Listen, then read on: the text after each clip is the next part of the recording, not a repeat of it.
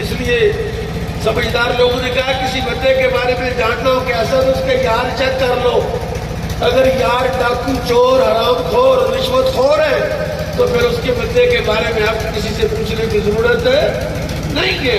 اور جس کے یار حاجی نمازی نیک صالح متقی پرہیزگار تو وہ کتنا بھی کم ہوگا تو اسی گروپ کا بندہ ہوگا تو اسی جماعت کا فرد ہوگا تو اسی خیالات کا حامل.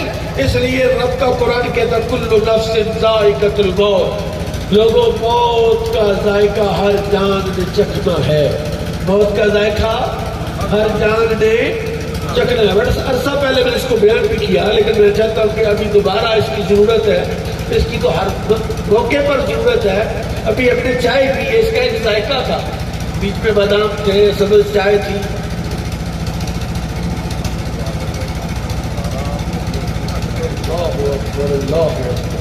یہ جس بھائی صاحبہ کا ختم پاک ہم چیلم میں بیٹھے ہوئے ہیں علامہ نصر الدین صاحب فرما رہے ہیں کہ جس دن سے وہ امانی فوت ہوئے اس وقت سے اب تک 18 بندے فوت ہو چکے. کتنے بندے؟ 18 بندے اس دن سے اب تک فوت ہو گئے. کتنی سپیڈ کے ساتھ لوگ جا رہے ہیں, دھڑا دھڑ جا رہے ہیں. تو ابھی میں کہہ رہا تھا کہ کل نفس ذائقۃ الموت, ہر جان نے موت کا ذائقہ چکھنا ہے. تو یہ بتائیے موت کا ذائقہ کیسا ہے؟ ذائقے کا تعلق تو زبان کے ساتھ ہے.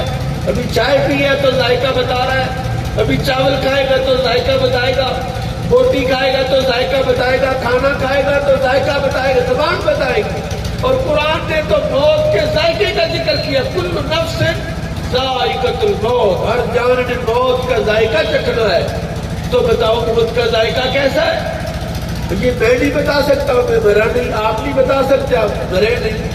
یہ کون بتا سکتا ہے؟ جو مر گیا وہ تو بتا ہی نہیں سکتا, بول ہی نہیں سکتا.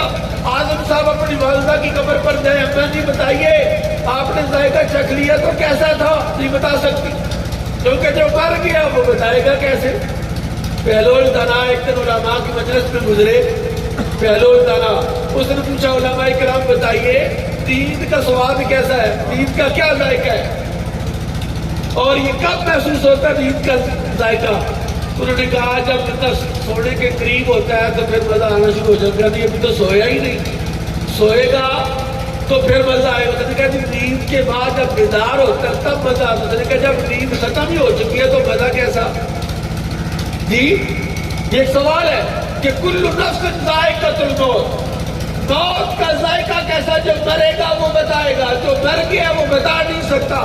تو پھر قرآن کہہ رہا کل نفس ذائقۃ الموت. میرے رب کا قرآن لا یعنی اور بے معنی نہیں ہو سکتا. اس کا ایک معنی ہے, اس کا ایک مطلب ہے. اور اس نیلی چھت کے نیچے ایک ہستی ہے, ایک شخصیت ہے, ایک ذات ہے, ایک فرد کامل ہے جو مرنے سے پہلے موت کا ذائقہ بتا سکتی ہے. اور اس میں تردد اور تدبر کی ضرورت نہیں. ایک سیدھی سی بات ہے, وہ ذات محمد الرسول اللہ کی ہے, وہ میرے نبی کی ذات ہے جو موت کے ذائقے کو بیان کر سکتی ہے. فرمایا کل نفس ذائقۃ الموت, ہر جان نے موت کا ذائقہ چکھنا ہے. کڑوا ہے, میٹھا ہے, مٹیالہ ہے, کیسا ذائقہ ہے موت کا یہ کون بتائے گا؟ کہا رسول اللہ بتائیں گے. چلیے میں آپ کو رسول اللہ کی بارگاہ میں لے کے چلتا ہوں. میرے قریب آقا امام الانبیاء صلی اللہ علیہ وسلم کا آخری وقت ہے. سیدہ عائشہ صدیقہ رضی اللہ تعالیٰ عنہا کہتی ہے حضور کا سر انور میری گود میں تھا جب حضور کی سانسیں جو ہیں وہ اکھڑ رہی تھی. اتنی سختی تھی رسول اللہ کے جس میں اقدس پر کہ آپ پانی کے پیالے میں ہاتھ ڈبوتے, پیشانی پر ملتے اور گھٹوں پر ملتے اور یہ کہتے یا اللہ موت کی سختی سے میں تیری پناہ چاہتا ہوں. جب وہ ہستی جو رب کی حبیب ہے, وجہ تخلیق کائنات ہے, وہ یہ کر رہی ہے کہ وہ موت کی سختی سے اللہ کی پناہ مانگ رہی ہے, میں تو کس بات کی بولی ہے بھائی, میرا اور تیرا کیا بنے گا؟ کہتے رسول اللہ صلی اللہ علیہ وسلم حضرت اخنوخ علیہ السلام جن کو قرآن ادریس کہتا ہے, حضرت ادریس علیہ السلام کا اصل نام ہے اخنوخ, اور ادریس اس لیے کہا گیا کہ وہ بہت درس دیتے تھے اپنے صحیفے کا جو اللہ نے ان کو عطا فرمایا. ہر وقت درس دیتے رہتے، ہر وقت درس دیتے رہتے، اور ان کی شان یہ تھی، ان کا مقام یہ تھا کہ جتنی نیکیاں وہ اکیلے کرتے اور جتنی نیکیاں سارے ایمان والے کرتے، حضرت ادریس کی نیکیاں اکیلے کی سب سے زیادہ ہوتی۔ ایک بندے کی نیکیاں 1,00,000 بندے سے زیادہ ہو سکتی ہیں، بتائیے؟ ایک بندے کی نیکیاں 1 کروڑ بندے سے زیادہ ہو سکتی ہے، بتائیے؟ ایک بندے کی نیکیاں 1 ارب بندے سے زیادہ ہو سکتی ہے؟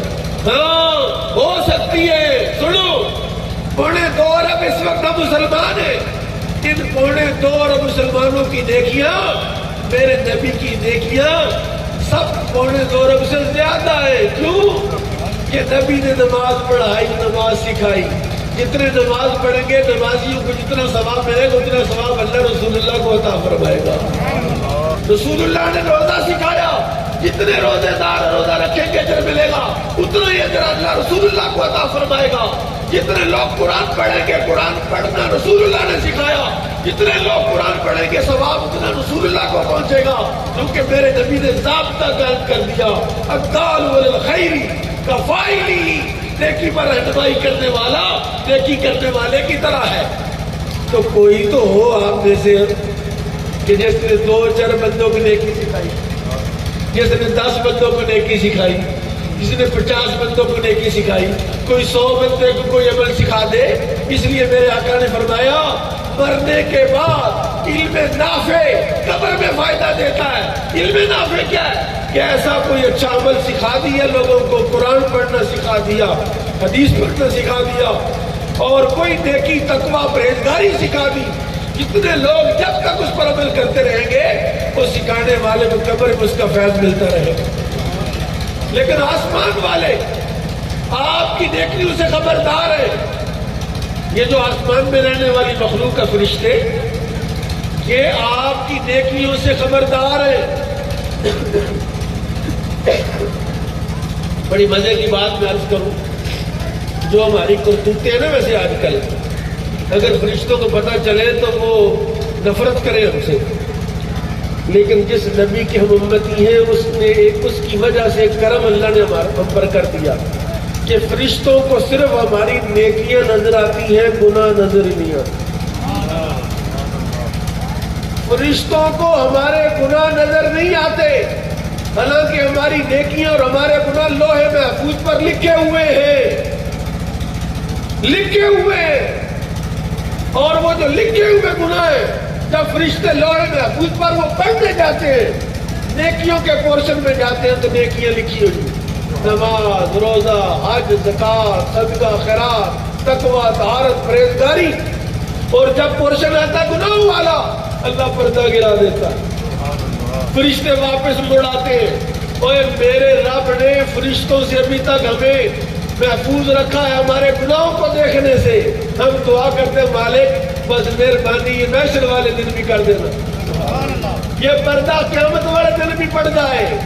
جی نیکیاں ہماری آسمانوں کی طرف جاتی ہے، اور سب سے پہلے اطلاع ہماری نیکی کی آسمان والوں کو ہوتی ہے۔ میرے آقا نے فرمایا ہر بندہ جو پیدا ہوا 2 دروازے اللہ نے آسمان اس کے لیے بنائے، ایک دروازے سے اس کی نیکیاں اوپر جاتی ہے، دوسرے دروازے سے اس کا رزق نیچے آتا ہے۔ اور نیکیوں والا قرآن کہتا ما بکت علیہم السماء والارض، آسمان اور زمین اس پر روتے نہیں ہیں۔ ان کچھ ایسے لوگوں کا ذکر کیا قرآن نے جن پر نہ آسمان روتا ہے نہ زمین روتی ہے۔ اس کا مطلب ہے کچھ ایسے بھی ہیں جن پر آسمان بھی روتا ہے اور جن پر زمین بھی روتی ہے، اور وہ کون ہے؟ فرمایا مومن صالح متقی پرہیزگار جب مرتا ہے، جس مسلح پر وہ نماز پڑھتا ہے وہ مسلح روتا ہے، جس مسجد میں وہ نماز پڑھتا ہے وہ مسجد روتی ہے، جس گھر میں وہ قرآن پڑھتا ہے وہ جگہ وہ گھر روتا ہے۔ اور مومن وہ ہے، عقل مند وہ ہے کہ اس کے مرنے کے بعد اس کی اپنے جی تو روئیں گے ہی، بیٹے تو روئیں گے ہی، اولاد روئے گی، اور مزہ یہ ہے کہ زمین بھی روئے اور آسمان بھی روئے۔ کیا وہ نیکیاں نہیں آ رہی ہیں؟ حضرت اسرائیل علیہ السلام نے دیکھا کہ ایک بندہ ادریس علیہ السلام ایسا ہے کہ اس کی نیکیاں ساری زمین والوں سے زیادہ ہیں۔ عرض کی مالک مجھے اجازت دے میں اس کی زیارت کروں؟ اللہ نے اجازت دی، وہ زیارت کے لیے آ گیا. جیسے آپ بیٹھے ہوئے بندے بیٹھے ہوتے تھے وہ بھی اس طرف آگے بیٹھ کے جناب ملک الموت. 1 دن 2 دن 3 دن 4 دن گزر گئے, نہ کچھ کھایا نہ کچھ پیا, نہ کبھی وضو کے لیے گیا, نہ کبھی بیٹھا ہوا ہے, نماز بھی پڑھ رہا ہے, نیکیاں کر رہا ہے. آپ کو شک پڑ گیا ادریس علیہ السلام کو کہ یہ بندہ نہیں ہے. لوگ آ رہے جا رہے ہیں, یہ بیٹھا ہوا ہے. آپ نے پوچھا من انتا, کون ہے تم؟ اس نے کہا انا ملک الموت, میں اسرائیل ہوں. آپ تھوڑا ڈر گئے. آپ نے فرمایا اجئتا قابضا ام زائرا, میری روح قبض کرنے آیا ہے یا زیارت کرنے آیا ہے؟ اس نے کہا حضور جئت زائرا, زیارت کرنے آیا. کیا کرنے آیا؟ تو بولو تو صحیح. یہ پیٹر کا شور اتنا بھی نہیں کہ آپ کی سبحان اللہ مجھ تک نہ پہنچ سکے. زور سے کہیں سبحان اللہ. کہا میں آپ کی زیارت کرنے آیا ہوں. آپ نے فرمایا 4 دن سے بیٹھا ہوا ہے, بندہ مارا کوئی نہیں. 4 دن سے دن پہ رات ادھر میرے پاس بیٹھا. اس نے کہا نہیں حضور, ادھر بیٹھ کے بڑے بندے مارے, اور مجھے بندے مارنے کے لیے, روح قبض کرنے کے لیے سفر کرنے کی ضرورت نہیں. جس طرح آپ کے سامنے یہ دسترخوان ہے, میرے لیے ساری کائنات اس طرح ہے. میں ایک ہی جگہ پر بیٹھ کر جگہ جگہ سے روح قبض کر لیتا ہوں. میں سوچتا ہوں کہ جب اسرائیل کی یہ شان ہے کہ ایک ہی جگہ پر بیٹھا ہوا دسترخوان کی صورت میں ساری کائنات کو دیکھتا ہے, تو میرے نبی کی شان کیا ہو. اس لیے میرے آقا نے فرمایا دنیا میرے لیے ایسے جیسے تیلی پر رکھا ہوا رائی کا دانہ ہے.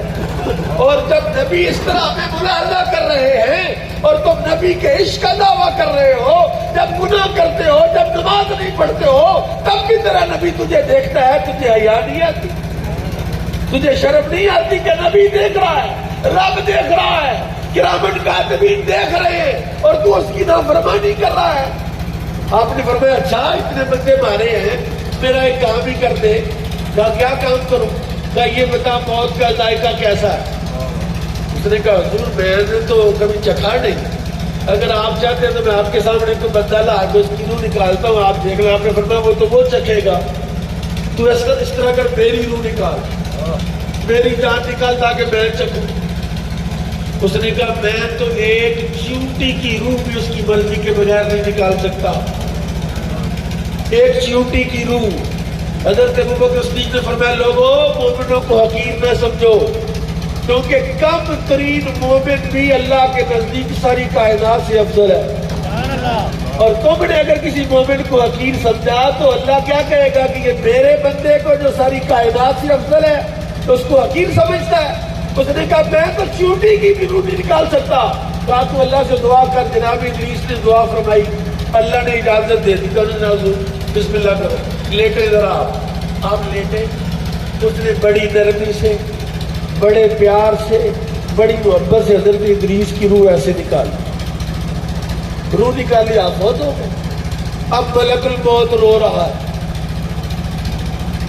آپ کے جو امتی تھے, آپ کے جو خاندان, وہ تو رو ہی رہے تھے, ملک الموت بھی رو رہا ہے. اس نے کہا آج سمجھ آئی ہے کہ لوگ کیوں روتے ہیں. میں سمجھتا تھا ایسے پاگلیں رو رہے ہیں. اور مجھے 4 دن ہو گئے بابے کے پاس بیٹھے, مجھے بابے سے پیار ہو گیا. اب بابا چلا گیا تو میری آنکھوں میں آنسو آ گئے ہیں, میں رو رہا ہوں. پھر جناب اسرائیل کو اللہ نے حکم دیا کہ روح واپس داخل کر دے. جب حضرت ادریس علیہ السلام کے جسم میں روح کو داخل کیا, آپ اٹھے.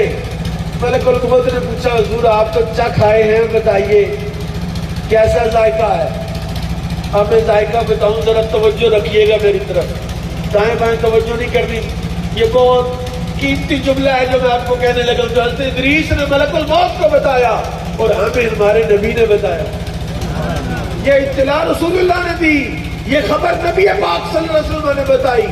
فرمایا کہ اے ملک الموت, اگر تو موت کا ذائقہ پوچھنا چاہتا تو سن. موت کا ذائقہ کیسے؟ ایک دفعہ زور سے سبحان اللہ کریں. نہیں کیا سے نہیں آئی, زور سے. موت کا ذائقہ کیسا ہے؟ کہ موت کا ذائقہ حضور ایسے ہے. ملک الموت کو جناب ادریس بتا رہے ہیں. کہا ادریس نے بتا کہ ملک الموت ذائقہ سن. ایک جانور کو ذبح کیے بغیر